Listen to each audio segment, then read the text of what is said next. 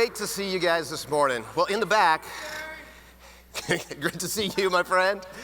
They have a bet. I didn't know Dinesh and the congressman were in the betting type. But the question is, who has more enthusiasm? High schoolers or college students? And I didn't know the answer. So we thought we'd put this to the test, just a little competition.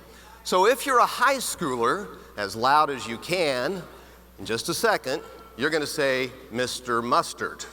Now, a little corny, a little middle schoolish, but we'll hang with it. If you're a college student, you're gonna say, Madam Ketchup. So all at the same time, 1, 2, 3. Wow, I think that might be a tie. All right, so here's some, high schoolers are saying, we know we won. So, I am so delighted to be here. This is great. So if you want to be prosperous, when I say I love, I want you to say freedom altogether. I love freedom. When Mel Gibson was saying freedom in Braveheart with all that passion, his life really did depend on it, and of course they killed him. But at the end of the day, your life depends on freedom as well. It really does. And so this morning, I want to spend just a few minutes talking about 3 things related to freedom and you. The first is that you need to stand up for economic freedom. Now, economic freedom is a better way to say capitalism for some, but it really does speak to the idea of free exchange, but another thing that was connected to way back a few hundred years ago when John Locke described private property as being part of you. In other words, your personal labor shall not be controlled by some king or queen, but you can decide if you don't want to be a plumber and you want to be an electrician instead or an artist, that's up to you. And so economic freedom gives you that freedom to be who you want to be. Now, socialism is really bad because it steals away opportunity. There's this strong bent among professors to push socialism. And if you're in high school, you may have won this little contest here on the yelling, but you've got some headwinds ahead of you, as your college friends will tell you. Because in college, the professors are attempting to brainwash you to think that socialism is good. Now, these are the same professors who have never handled a payroll. They've never really actually served a customer, never put together a logistics program to do an ABC list for inventory, yet they're telling you to be socialists. Don't believe them. Only economic freedom brings up opportunity. Now, Charlie had asked me to make my point with my story, my personal story. My dad and my mom were members of the greatest generation, and my mom being a little bit younger, the silent generation. They're both in heaven now. But they had 3 basic, very straightforward approaches to raising kids. Number 1, you're just a good role model. You are a good person. Number 2, you give them really good values, and some values they gave us included grit and integrity. Those were big deals. And then, very different than from today, you let your kid roam. I mean, you let them kind of figure it out themselves. And this was before there was the intense safety issues of today, but that's what they did. In Rome, I did. When I was in the 5th grade, I rode my bicycle as much as a dozen miles away, selling Christmas card subscriptions, and sometimes at night. I was always trying to turn a coin. I was just kind of one of those kids that was always attempting to make money. I had a paper out, I mowed lawns, I drove a tractor on my uncle's ranch and baled hay. And in all of this, through high school, I started selling bigger things. So I sold steel buildings to ranchers, and I sold vacuum cleaners and vinyl siding and the water treatment equipment that would help make your water a little bit more pure to any homeowner that would listen to my pitch. And so I was one of those kids that just was always trying to figure out a way to make it in the entrepreneurial side of things. And here's an example of the kind of freedom I had. When I was 18, I negotiated with a guy who owned a semi-truck rental company. Normally you would just rent to somebody 25 or older. And I was this kid. But I'd already driven some heavy equipment with my little landscaping company. And so he let me drive that semi-truck with this maximum size trailer all the way from Oklahoma City to Salida, Utah and back. I took pallets up there and I brought back these mining materials. Now, I'm not against reasonable, sensible rules, but back then, a guy like that could just size me up. I had a little baby face, but he figured I would be responsible with it, and he could make that call. He could make that decision. But today, you just can't make certain judgment calls without violating some regulation. Government is so big, it intrudes on our freedom, and socialism would make it a lot worse. Though I am really grateful for this current administration because they've rolled back a whole bunch of unnecessary big regulations. So hats off to them.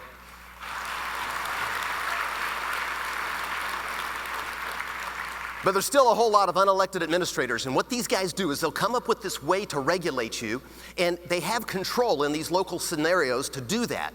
And so they'll invent ways to control your life.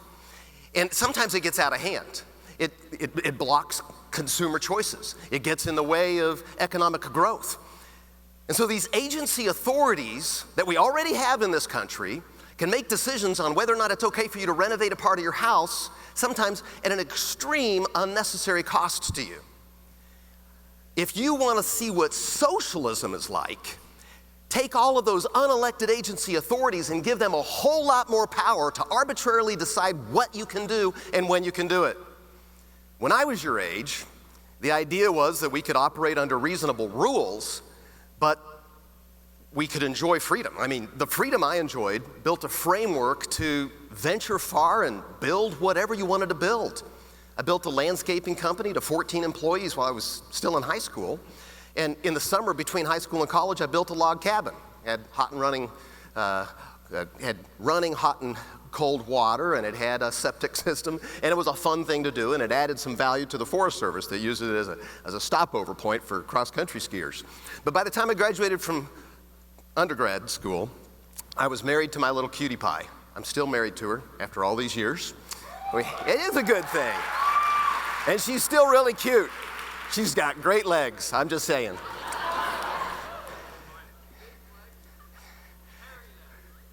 So I also traveled to the Far East on a solo trip, and I built this little company called Teleshopper in college. It was my attempt to do what I think Amazon's trying to do a little bit better job of today, where we were delivering groceries. Didn't quite make it. And so I started working full-time for IBM, and after my MBA, I built some companies. I built a company that upgraded NORAD's radar and satellite systems. And I built a company that was a national business-to-business service, and a digital transformation company, and a few others. And these companies were built with a particular culture. We called it customer success.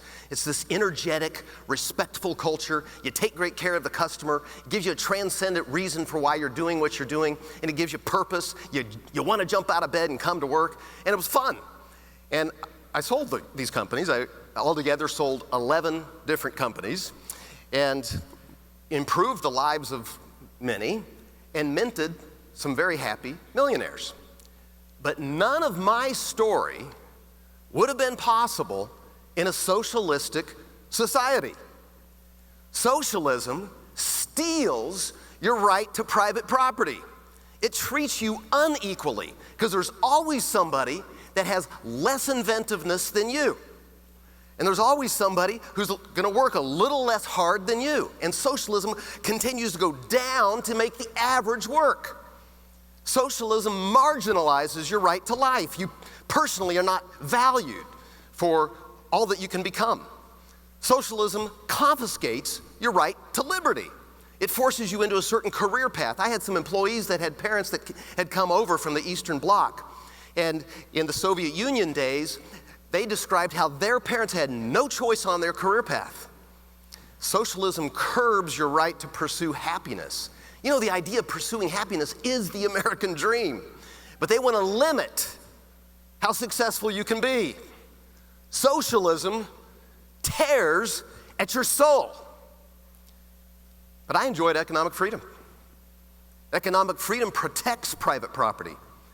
Even if you're better at investing or better or a harder worker, private property is protected. They don't steal it from you just because you were successful.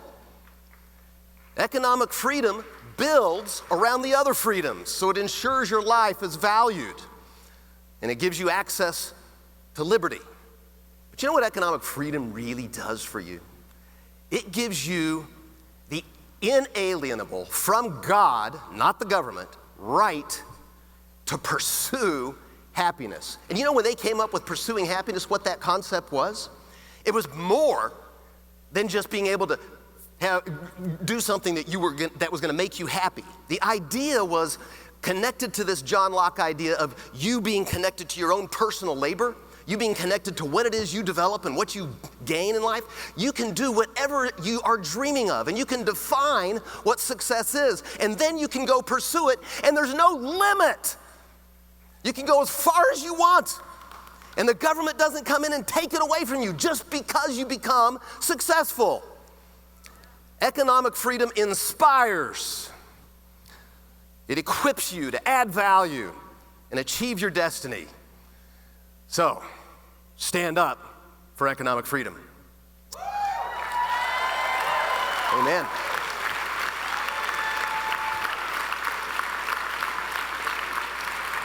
I love you guys. Number 2,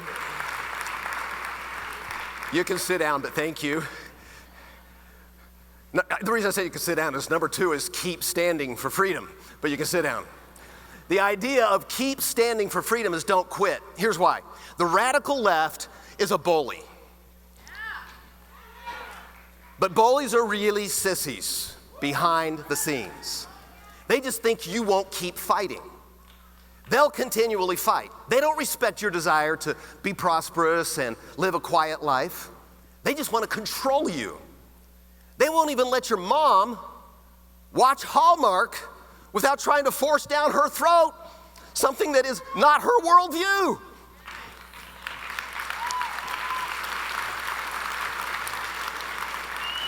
Opportunity requires freedom. And you're really on the right path just by being here with TPUSA, because here's what's great about Turning Point. They are not afraid of the bully, and that directly improves your chances for the future. But you do have a headwind that's worse than when I was your age. You have to fight harder and push against socialism. We had that fight, but not as hard as you've got it. You have to fight much harder than we did against the increasingly dishonest media.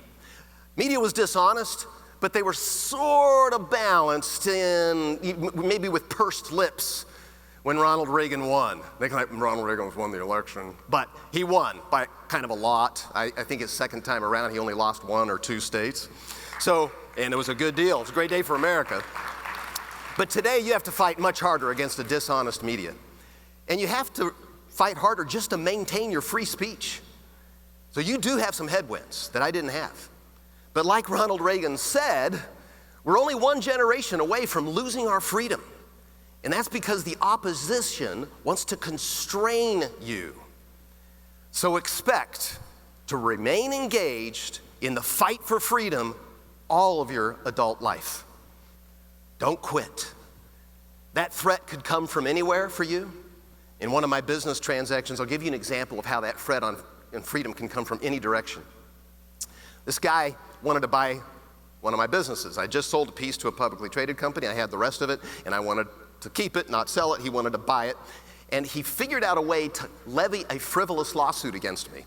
It took 7 years and a federal appeals court to win. Well, we actually won on every point. But I didn't know I was going to win on every point 7 years before. And you might say, well, why didn't you fight? Why didn't you just settle with the guy? Well, we fought all the way to the end because this was a matter of private property. It was a stand for freedom, regardless of the consequences. Keep standing for freedom. And finally, hold on to all you can. Now, here's what I mean by taking a hold of all you can. You have some disadvantages, but you also have advantages we didn't have. You can vicariously travel the world. You can learn anything for just about free. Your access to technology is ingrained in you. You don't have any old school bad habits. And you can start a business without a significant investment. So how can you be a good steward of this? Well, number one, learn to learn. In the olden days, you could go to college and come out with a degree and decide to go on a venture with a career and pretty much not have to take any more tests. And that was kind of it. And then upgrading your skills became part of life, but you didn't have to go back and learn to learn again. In your case, technology goes so fast that you have to learn to learn. For example, in artificial intelligence, that's kind of the leading, bleeding edge thing now, a data science background in college will get you a six-figure income. You might want to just take one machine learning course anyway, because it's probably to your benefit since everything will be wrapped in artificial intelligence. But by the time you are my age, artificial intelligence will be as passé as typing is for me. That is happening. So learn to learn. Number two, borrow 3 habits from the generations before you that are really good. The greatest generation, silent generation, boomers, and Xers have something to give you. And out of those generations, they've got 3 things. One is just human-to-human skills. Do you know that when my mom was in college, it was a core class to learn etiquette? You would learn how to have good rapport with a person. You would look them in the eye. You would ask them questions and observe what their answers were. And then you would give them answers and dialogue with them. And then you would close out the conversation in a polite and courteous way. Again, looking them in the eye. Face-to-face and phone was it. You will be miles ahead of your competition if you will just learn those 4 things. Having a little bit of rapport, understanding that other person's objectives, answering their questions and solving that problem and closing it out with courtesy. Number 2, cling to a no excuses mindset. You know the difference between the successful and unsuccessful people that I've observed? It's not who has the best idea. It's not who is the smartest. It's just the guy that gets started. Just do it. Quit talking about it and go for it. And finally, own a great why.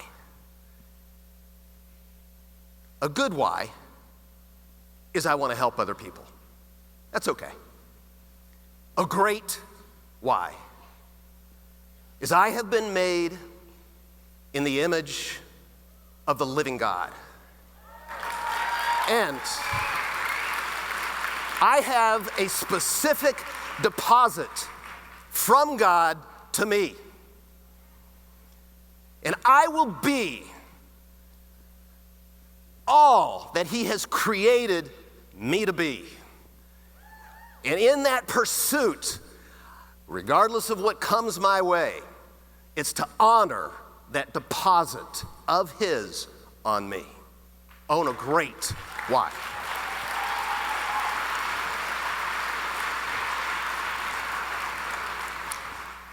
So, really, really mean, wonderful young men and women. I really mean it. You can feel it. It's a real treasure to be here. So wonderful young men and women who have so much. I mean, there's a president or 2 coming out of here. There are leading educators coming out of here. There are folks who are going to be at the very pinnacle of influence. There's a few billionaires that'll come out of here. There are a lot of millionaires coming out of here, a lot of multimillionaires. You're going to be the influencers. You'll help shape and change the infrastructure of this country back to the freedom that we believe in. So, stand for economic freedom. It's the lifeblood of other freedoms, and it touches everything you do. Keep standing for freedom. Don't quit. Persevere. It's a lifelong posture. It's a way in which you look at life. You don't get to a point at some place where you can retire from standing for freedom. All the way through your adult life, stand for freedom. That gets rid of the bully. And then take hold of all you can. Become that multimillionaire. Become the leading educator. Become the leader of the free world. God bless you, and God bless America. So say what you wanna know, say what you wanna know, say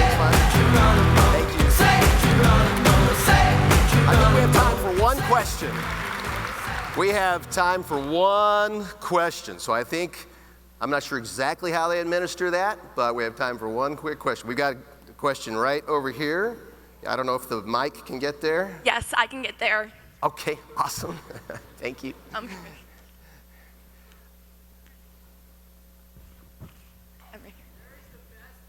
Hey, thanks, bud. Thank you. Yes. So what's the biggest advice you can give to somebody who's interested in eventually going into public service and running for office one day? I think the best advice I can give you is, on the one hand, do something that has nothing to do with politics so that you can sharpen your skills and relate to people better.